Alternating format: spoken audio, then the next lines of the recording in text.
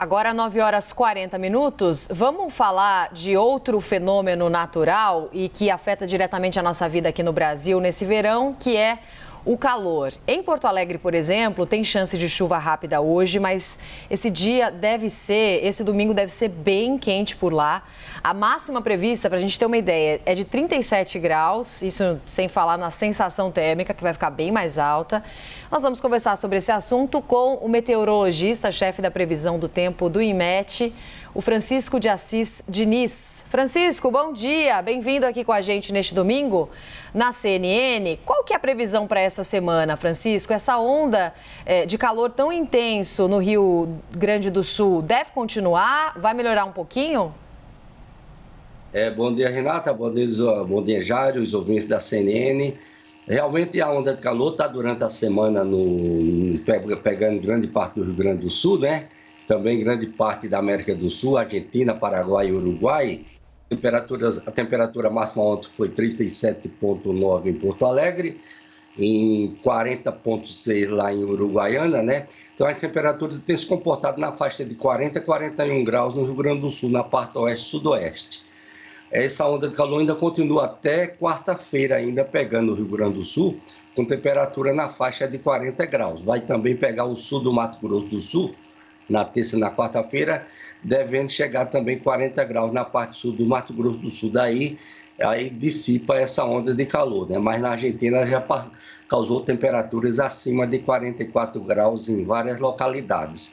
Tanto bateu recorde de temperatura também, algumas localidades. Buenos Aires teve a segunda maior temperatura da história, 41,5 graus. Volta a você aí. Francisco, para a gente entender melhor como é que funcionam esses sistemas, existe alguma possibilidade do deslocamento, de uma troca entre o sistema que, por exemplo, faz chover no sudeste brasileiro para esse que está dando muita suadeira, muito suador, como a gente brinca, para quem está na região sul do Brasil? Não, essa onda de calor ela não vai atingir na região sudeste, não. Ela está estacionária ali, como eu falei, pegando somente a parte do Rio Grande do Sul e vai pegar a parte oeste do Paraná, pouca coisa, e mais o sul do Mato Grosso do Sul. Na parte sudeste do Brasil, continuam as condições de chuvas, pancada de chuva de maneira significativa, especialmente entre São Paulo, sudeste de Minas Gerais e Rio de Janeiro. No decorrer da semana vai continuar essas chuvas de maneira bem significativas, por vezes até uns temporais localizados. Agora, como na região sul, especialmente Rio Grande do Sul, Paraná e Santa Catarina, devido ainda à influência desse calor, tem condições de temporais no decorrer do início da semana, ainda temporais em várias localidades, ainda com possíveis quedas de granizo também. Volta a você aí. Sim, mas Francisco, no Sudeste, em Minas Gerais, que sofreu demais com as chuvas na última semana, com vários prejuízos para os moradores, muitas dificuldades também. A situação fica mais tranquila em relação às chuvas. Não tem chuva forte prevista para Minas Gerais ao longo dessa próxima semana? Sim, para Minas Gerais a condição é de estiagem no decorrer da semana, né? Principalmente a parte centro-norte-oeste de Minas Gerais, Espírito Santo também ainda com estiagem, porém no decorrer da semana, a partir da quarta, quinta-feira, já volta de novo as condições de chuvas, pegando mais Espírito Santo, Minas Gerais, aí pegando a parte central de Minas, vai aumentando as chuvas, né?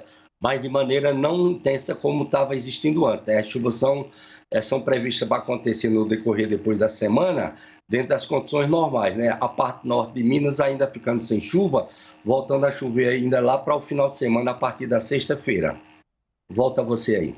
A gente tem possibilidade, Francisco, de ter um verão bastante chuvoso? Falo isso na preocupação que todos nós temos em relação ao abastecimento de todos os reservatórios pelo país, uma vez que nós já passamos, e isso é um problema recorrente aqui no Brasil, a crise hídrica, falta de chuvas. Geralmente o verão do Brasil, normalmente pela climatologia, é caracterizado com pancada de chuvas, com chuvas, né? Principalmente na parte centro-sudeste do Brasil, né?